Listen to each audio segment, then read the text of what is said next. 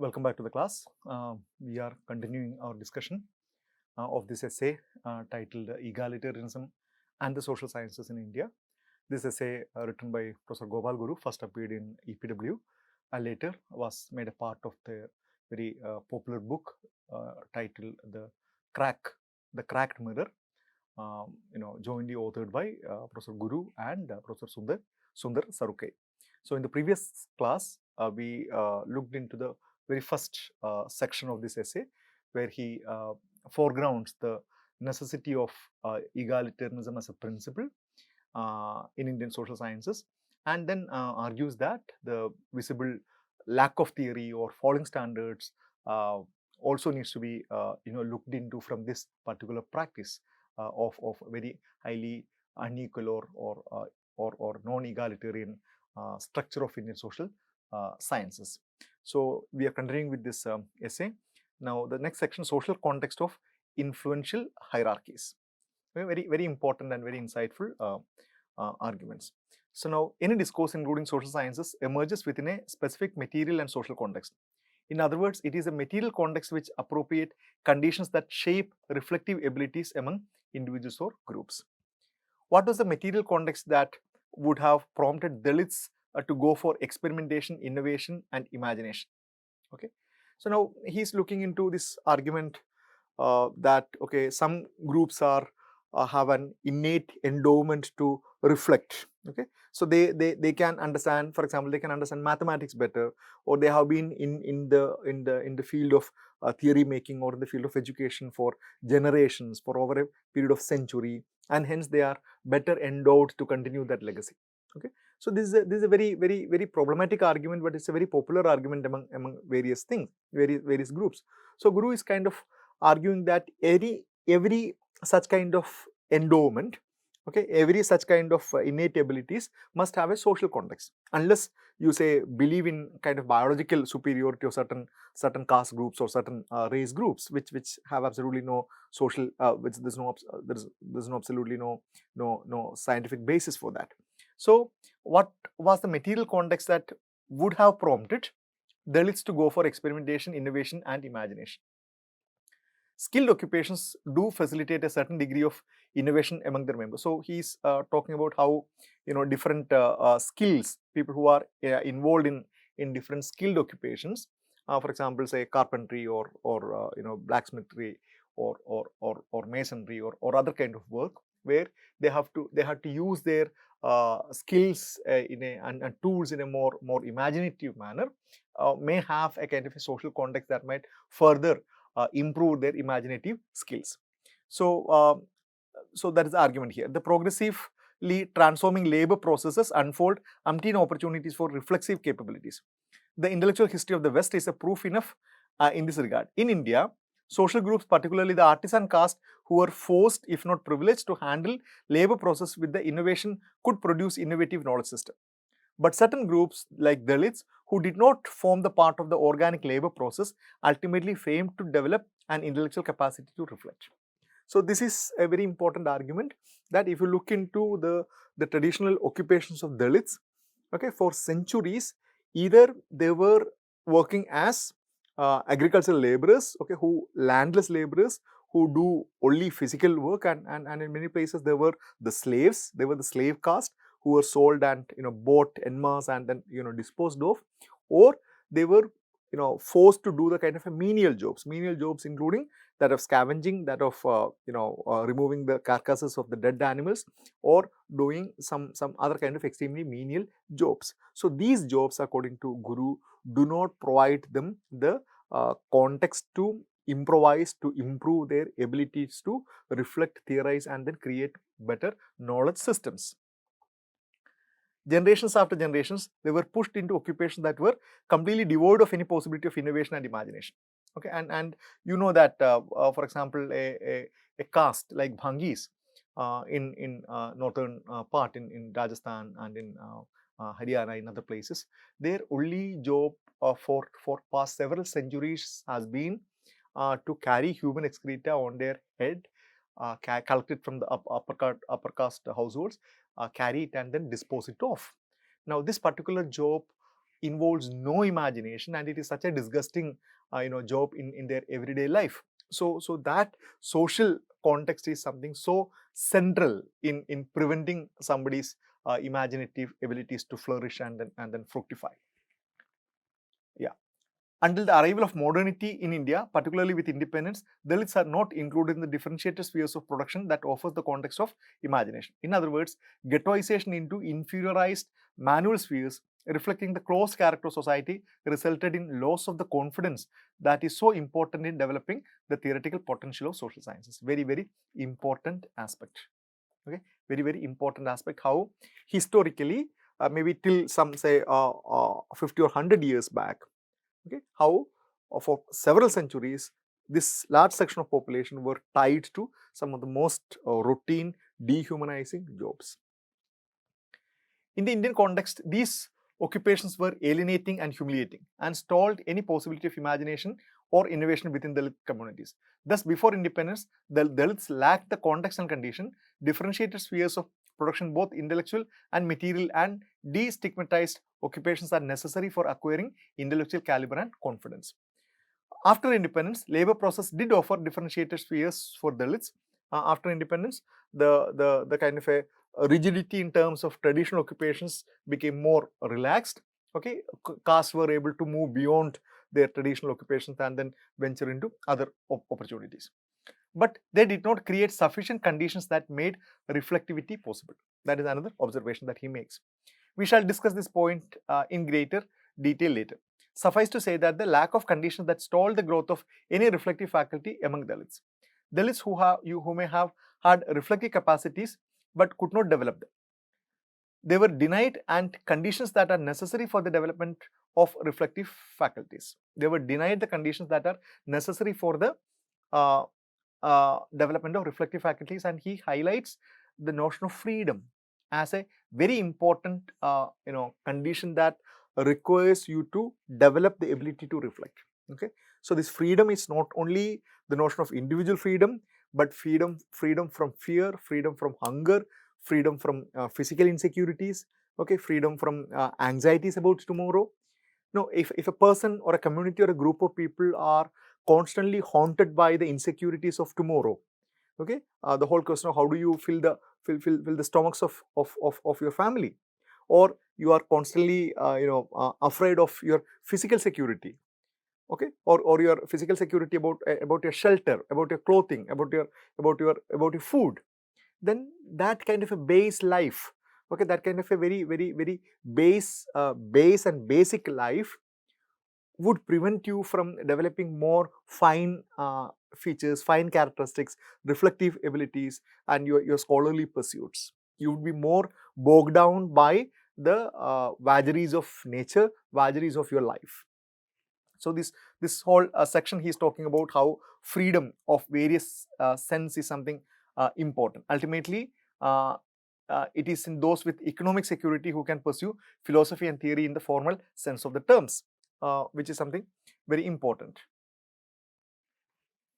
Yeah, so he gives an example of Ambedkar's example, how he had to move beyond his immediate context and then make sure that he has some free time and then freedom to reflect and then think and then come up. Scholarship programs are not enough to provide material security for Dalits for two reasons. First, they are meager, and second, they do not guarantee jobs that are so crucial for any reflectivity. Along with these conditions, the resource of community, along with historically accumulated intellectual resource, assure a congenial cultural context, making one's choice of theoretical research look natural.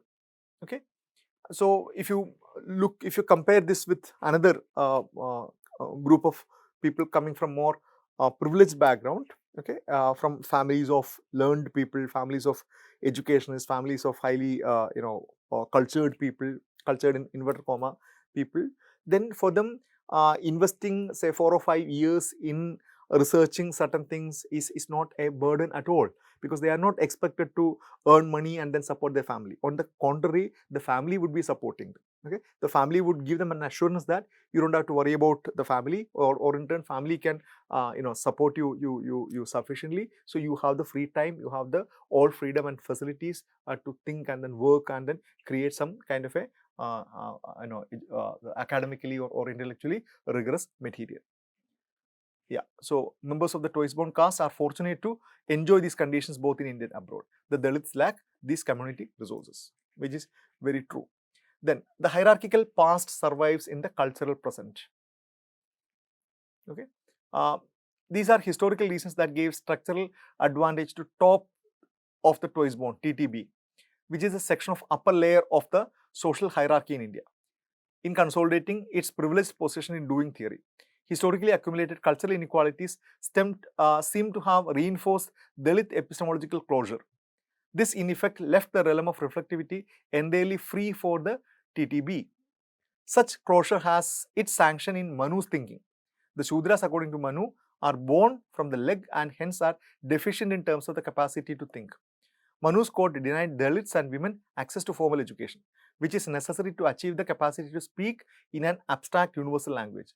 This division, with religion sanction behind it, was conveniently naturalized within folk consciousness, as evident in this Marathi ditty. The privileged location of TTB, the top Toys-born, was further legitimized through the writing of both Indian and foreign scholars. He talked about P.V. Canny and maybe slightly more, with reservation of Louis Dumont, who kind of privileged the Brahmin, the impression that the Brahmins are the fountainheads of knowledge production in India. So Louis Dumont, who mentions with the reservation that Brahmins as the renouncers were the creators of value and different branches of knowledge. It is generally believed by some scholars that Brahmins have always pursued theoretical or pure reason with the help of intricate arguments, while Buddha was always following the practical reason too. Yeah, so that is a kind of a commonsensical argument, a commonsensical sense that is prevalent. Members of the TTB have consolidated cumulative advantage over Dalits or Bahujans for the following reasons. First, the TTBs were fortunate enough to receive modern education from the imperialists. Okay, again, it's a historical fact that it was the top Toys-born, especially the Brahmins, were the first to make use of the scientific education or the secular education from the colonialists. Okay, so no other aspects about pollution or meat eating or alcoholism of the colonialists were kind of influenced the upper caste, especially the Brahmins. But the Brahmins were the first to accept and then adopt to these new opportunities. Many of them did not mind migrating to the Western countries, even though that went against the spirit of the religion. They were also the recipient of different kinds of fellowships that were showered upon them both by several princely states and colonial states. These are all historical facts. Even after independence, they received attention and appreciation for those in power. For example, so he talks about how the hegemony of Brahmins or the upper caste people, or who occupied the most important position during colonial and post-colonial period, really worked as a kind of a social capital and form of resources that enabled these people to come up or to make use of the opportunities. And this is an extremely important argument. There are a lot of new studies emerging how caste work as a capital. Caste work as a form of capital. This capital helps in bringing up members of the same caste. It works as a network of highly influential people in the form of social capital. Of course, the caste as cultural capital is well understood. So it really worked in concrete terms both in the colonial and in the post-colonial scenario.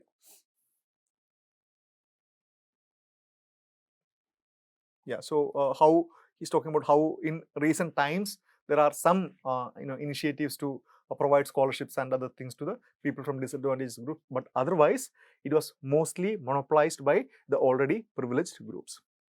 There is no doubt that these institutions, including the Indian ones, have promoted quality research. But these institutions' obsession with the modernity as a governing condition seems to have seriously undermined egalitarian principle. that, as seen earlier, requires equal access to intellectual resource.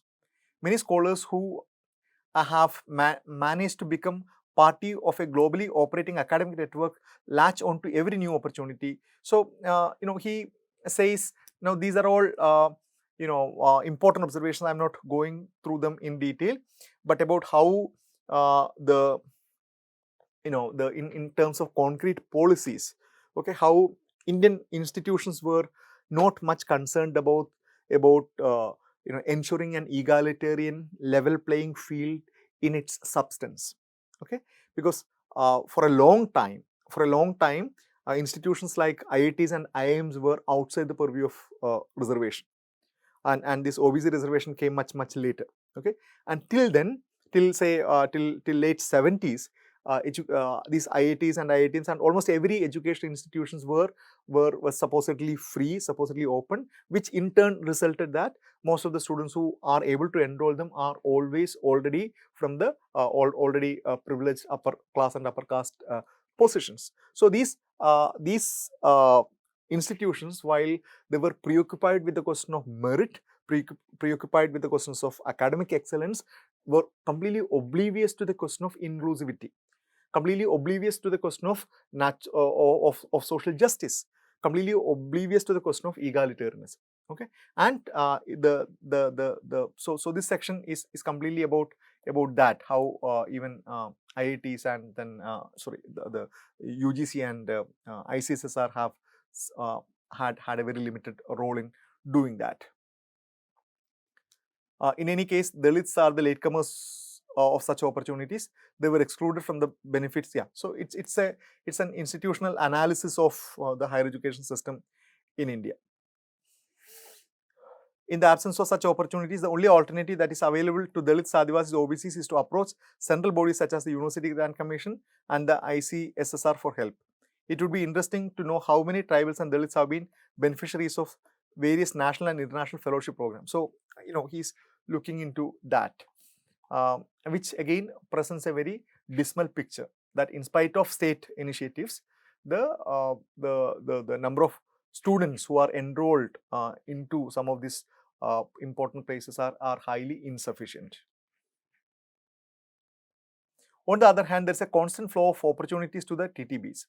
The Shudras have been, as remarked earlier, left with the earthen pot full of empirical detail that are thoroughly despised by the TTB as inferior. The pot overflows in seminars and magazines and government offices as and when it requires to overflow. Apart from monopolization of institutions to maintain the historical lead in epistemological status, the TTBs deploys different strategies such as canonizing the discourse with the help of well-defined ground rules, procedures and protocols, and compartmentalization of institutions and chosen themes. For example, the high priests in theory seek to canonize social science discourse around ground rules that are often inhibiting, protocols that are discouraging, language that is definitely frightening, and procedures that cause anxiety among those who want to move away from empirical to the theoretical. So, as I mentioned earlier, these are all heavily influenced by Gopal Guru's personal experience as a teacher, who was witnessing how a university works, and also his experience maybe in a whole lot of seminars and conferences, okay, where these protocols are ensured, where this very intimidating atmosphere is made, where in his usage, this frightening language that obscures the kind of content, all these things. This kind of TTB professionalism strikes fear among the Dalits and Bahujans, who then do not dare to enter theoretical agrahara. The failure to elevate the discourse to higher levels of complexity and the formulation and approximation of experience result in displeasure displayed by the gatekeepers of social science towards Dalits, tribals and OBCs. The creation of language becomes another effective weapon to restrict the entry of Dalits into academic circles that are based on a particular syntax, mostly Anglo-American. Some of the more nasty guards of these circles would point out the grammatical mistakes of the Dalit publicly, not just for crushing the intellectual confidence of the Dalits through humiliation, but also hiding behind the language game. This restricted exchange ultimately leads to the creation of mutual admiration societies. Delhi is full of such societies. Such societies certainly achieve a certain kind of height, but hardly any depth in social sciences. So read this section. It's a such a scathing attack on the snobbery, okay, on the snobbery in social sciences perpetuated by the so-called high priests of social sciences. It's such a scathing attack. It's so so sharp language and metaphors that Guru uses in this thing. So read that. He is invoking Gramsci about how these are all, as I told you, are inspired by his own experience of having to witness such kind of drama in many places of many academic spaces. Now, moral conditions of reflective capabilities. Doing theory demands enduring moral stamina for successfully restricting the temptation of temporal gains that have the capacity to demotivate a person from pursuing intellectual projects. So, another, if you in the earliest thing, he's talking about the need, the requirement for freedom and the requirement for a fair and level playing field. Here, he's talking about the moral conditions for reflective capabilities. Doing serious theory also demands that one should overcome the sense of anxiety that involves an element of compulsion to perform. Okay, very pertinent point. Performance, whether on stage or in seminar room, is aimed at getting immediate recognition from the audience. In such performances, what becomes important are body language, speech, sound, and speed of words, and not so much the careful arrangements of the content. Doing theory requires discipline, patience, and endurance that go into making a theoretical statement that is made carefully and not superficially or polemically. Doing theory does not therefore bring you immediate recognition. Ambedkar's sociological, economic, and jurisprudential work took a long time, and Rawls invested nearly 20 years in his theory of justice. Against this, the temporal fetches immediate here and now recognition. Most Dalits are vulnerable to the attraction of the temporal power that does not flow from the theoretical practices but from what are considered to be the easy, if not more glamorous spheres of mobility. This might include formal politics and networking with the institutions that demand the intellectuals always be ready with data. So in this section, he is talking about why that there are Dalits often find it difficult, or Dalits are often reluctant to move into the realm of theory building or kind of a reflective kind of a research, than they find it more easy to go into places where it is much more easier for them for this higher social mobility. And maybe to an extent this can also be compared with the question of Dalits or Adivasis are forced to take up jobs immediately after their graduation or masters, rather than spending another 4 or 5 years for research by getting some meager fellowship. So all these factors are something very important. So in such an intellectual atmosphere, promoting theory requires transcendence of emotions to reach rationality, and anybody offering theory looks like a strange to this band of Dalits who have a stake in maintaining the collective theoretical inability. The logic of the temporal dominates the academic agenda of the Dalits. Thus, many of them go in for soft options rather than tough courses such as philosophy and theory that do not promise temporal power. It is this professionalization of Dalit interest that, on one hand, makes them more individualistic in their attitude, and on the other, is responsible for their casualness, if not callousness, towards theory. So, Guru acknowledges that there is an issue, but this issue has a sociological and historical explanation. Then he talks about how Dalits try to compensate for the theoretical deficiency by substituting with brilliant poetry. Okay, but he of course he argues poetry cannot be a substitute to theory. Again, very interesting points. The poetry cannot be a substitute for theory. Most poetry, including Dalit poetry, is based on aesthetics and metaphors, and this no doubt makes things interesting. It is true that Dalits have deployed a good sense of aesthetics, but by definition belongs to the particular. though it is based on rich experience and therefore has the potential to become the guiding standards for universal. Besides, it is also generates inwardness and tends to keep some things hidden from the public imagination. But poetry has no conceptual capacity to universalize the particular and particularize the universal. So he is saying that even though poetry is quite powerful, okay, because you are able to express through the aesthetics and through the creativity and imagination, but theory is the one which actually provides you the tool to universalize the particular and then particularize the universe. So it has the theory has the ability to make sense of your immediate context in the larger scenario, and also the larger scenario through your immediate context. By contrast, theory demands clarity of concept, principles, and the open examination of one's own actions to see whether it is justified. Poetry helps the Dalits in making connections through metaphors. Yeah, so it's a comparison between poetry and theory, and which he Guru very strongly suggests that theory requires its own relevance, or theory has its own relevance. It is not entirely true that Dalits turn towards either poetry or empirical research out of compulsion. On closer observation, it is found that they also make very conscious choice to undertake empirical research for the following reason. First, they would argue that their lived experience is rich enough and can stand on its own authentic terms, and that it does not require any theoretical representation. This is another trend, that your experience is very true, especially experience of discrimination and humiliation is very true, and that needs to be recorded and needs to be studied.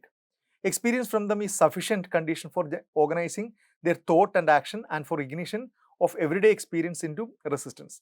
Second, Dalits argue that since they have privileged access to their reality, they can capture it with full view without any theoretical representation.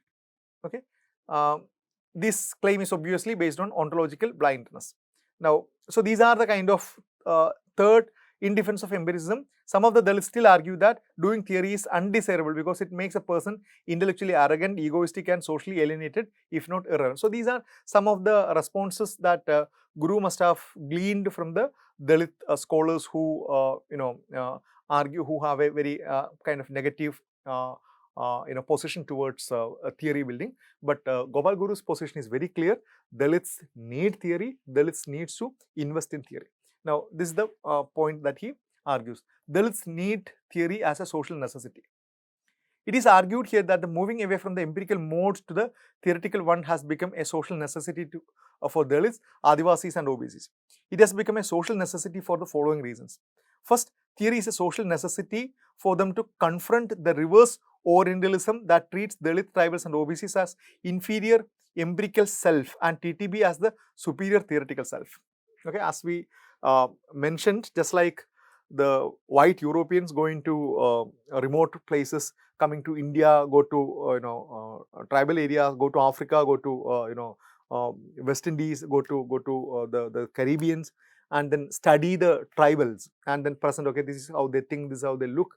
So a similar trend, as Guru has pointed out, that there is a trend among the Hindu, among the upper caste social scientists, to go to Dalit or to take up some tribals or go to some tribal hamlet or Dalit hamlet and then do a study in haste and then come up with a kind of a caricature.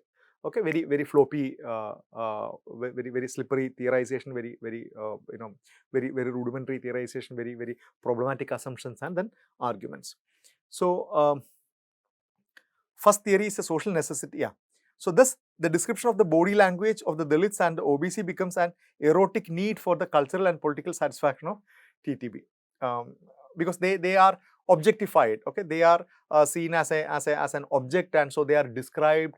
Dalit way of dressing is described. There are studies which, for example, look at how Dalit youth use jeans and other things as a symbol of modernity. And these observations were made in a very peripheral level, very superficial level. Okay, with a very high moral standard, and then taking you're as if you're passing comments on those groups. So this is due to this reason that the TTB did not find it necessary to offer theoretical treatment to the theatrical language of the OBC chief minister of Bihar. He must be or the Dalit Chief Minister of Uttar Pradesh. He's referring to Lalu Prasad Yadav and then Mayawati. The theory of theatrical language offers a unique opportunity for Dalit Bahujan scholars to escape derisive descriptions of their cultural symbols. It is in this sense that doing theory becomes a social necessity in order to fight inverted Orientalism. Okay, so he says Dalits have been objectified, commented on, described, explained, interpreted by the non-Dalits, okay, or the upper castes, and it is just like how Indians felt or the people in the Orient felt how they were theorized, explained, described by the Western scholar. So he argues that that is not sufficient. That is not a good scenario. To put it more crudely, the asymmetrical relationship that characterizes inverse Orientalism seeks to caricature Dalit, tribals, and OBCs as amusing objects. Again, as I told you, the fundamental aim of Gopal Guru's essay is to provoke. Okay, is to provoke. So that is why it is so polemical. It is so polemical. It does not, have the usual finesse or the kind of a modesty that the kind of that you see in it. His basic aim is to create a controversy, to create a kind of elicit a response. Okay, so that is a major aim of Gopal Guru, to elicit a response, to create a debate, to make people talk about the scenario which is so far hushed, under or swept under the carpet.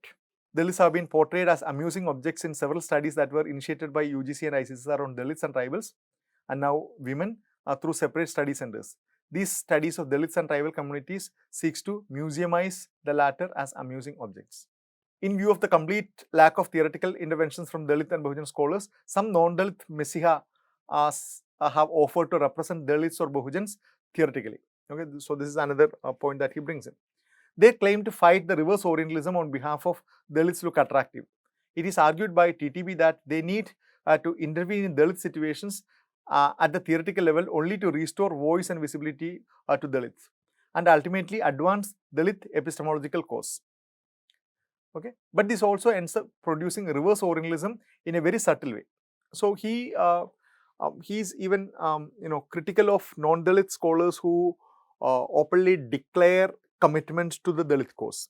Okay, so even that seems to be not completely free of problems for Guru. For example, a scholar like Sharmila Rege, who identified herself with Dalit feminism, would appear kind of more suspect in Gopal Guru's argument. The claim to offer epistemological empowerment to Dalits involved a charity element, which by definition is condescending. The epistemological charity has several implications for Dalits. First, speaking of Dalits or anybody, constitutes a Jajmani relationship, structurally involving a patron and client. In the present case, the Muknayak, or what is the translator as the leader of the dump mass, becomes the patron, and the dump becomes the client to define the patron.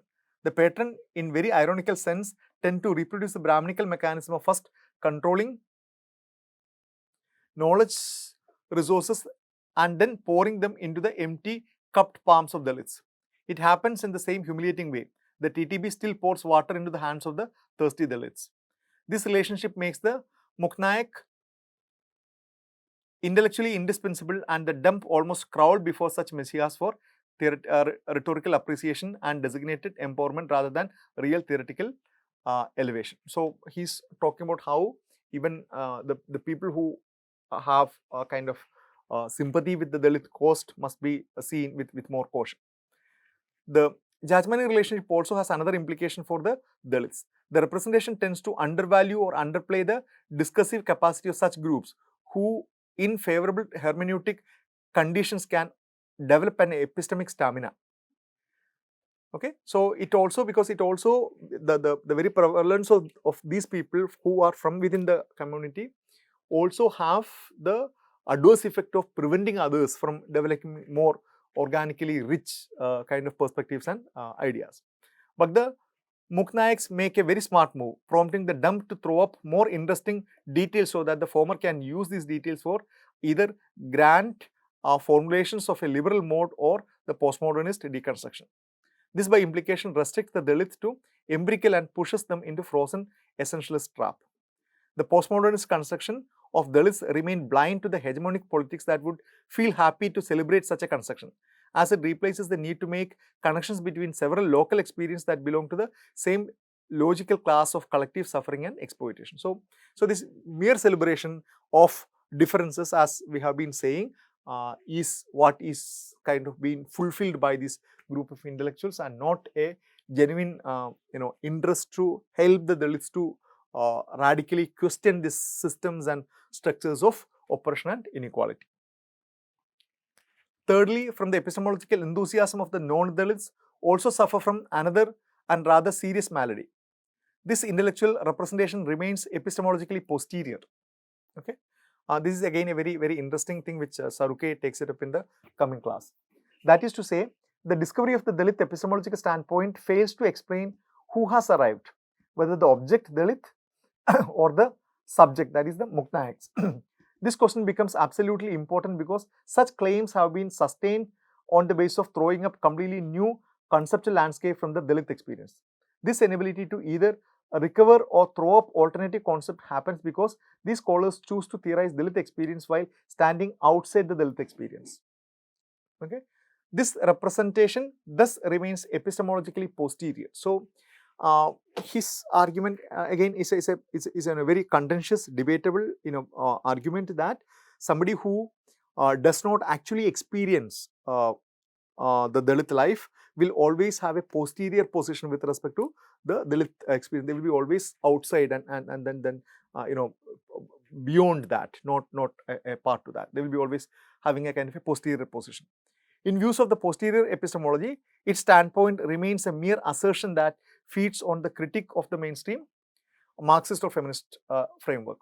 This externality hardly enables the Dalits to secure theoretical advances of their revolutionary understanding of politics. To put it more crudely, such epistemological enthusiasm may turn Dalit epistemology into exegetical horizon of differences that may radically undermine any possibility of the fusion of epistemologies that are egalitarian in nature. So, again, the same point, that such celebrations would radically curtail the possibility of forging a larger alliance with similar kind of scenarios.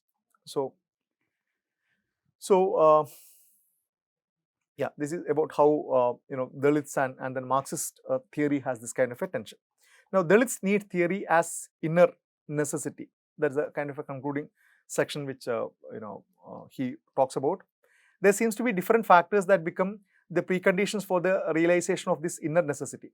There are moral conditions. For Dalits to realize doing theory as an inner moral necessity, they must make a conscious moral choice to use their sense of freedom for understanding and reflecting on the Dalit experience. They should treat this freedom to walk out from the Dalit experience as the initial condition for achieving theoretical heights of their reflection. They may go to Oxford and Cambridge for achieving heights for their experience, but they should also make moral choice to walk back into Dalit experience in order to accord depth to their reflections. These are all kind of suggestions, advices, politically motivated advices, not mere moral advices, but heavily politically charged advices. This becomes an essential condition for doing theory. Thus, the modernist theorist who is driven by the individualized intellectual triumphalism of conquering newer epistemological territories become a morally undesirable position for Dalits. This kind of epistemological imperialism is one-sided, as it shows commitment to scholarship and not to the cause. Okay, so he's calling out the Dalit scholars, the emerging Dalit scholars, to be actively participate in this very conscious act of theory building. Okay, not to build their own empires in isolation. For Dalits, theory comes as a double commitment both to scholarship and also to the social cause. As part of the moral commitment, the Dalits should avoid walking into the pure empiricism or experientialism, which come as alternatives in the competitive forms of tokenism in the realm of both academics and politics. For Dalits, theory should not begin and end with Oxford or Cambridge or some institutions within India that is devoted to promoting theoretical work. Their theory should not be taught in the self-serving professionalism and stupefaction adopted by the TTB in the country. They should test the tenacity of their theory, not with the certification of jurists or social sciences, whosoever attractive they might be, but on the basis of how much influence their theoretical formulations enjoy the popular mentality. Okay, so it's a Gramscian project that demands impeccable commitment on the part of the theorist to translate technical content into an ordinary idiom and common speech so that it becomes accessible to the common people and does not remain confined to seminar rooms only. Very, very, very important when he talks about organic intellectuals and other things. It's very important. In fact, it should be practiced from the Red Fort in Delhi. Very, very interesting. He's saying that in fact it should be practiced from the Red Fort in Delhi. Okay, and you know what Red Fort signifies. That would, by the way, re-signify the fort by dispelling the deceitful rhetoric of interested parties ritually on every August 15. Dalits are expected to take the initiative of giving moral lead to doing theory in the country. This orientation would thus remove the cultural hierarchies that tend to divide social science practices into theoretical Brahmins and empirical Shudras. Ultimately, social science in India would fulfill the fondest hopes by expanding the social base of its conceptual landscape. Okay, beautifully he has written. So, as I mentioned, this was a very, very provocative essay that kind of created a lot of ripples, if not immediately, but of later. And he was a very, very decisive intervention by Gopal Guru. Okay, so we will go for the next essay in the coming class. Experience and Theory by from Habermas to Gopal Guru by Sundar Saruke. Again, an excellent piece, which is a response to Gopal Guru's article, but of course takes it more into more philosophical dimension. Very, very important. So this again we will go a bit slow. I'll devote 2 sessions to read and then understand this essay. So see you in the coming class. Thank you.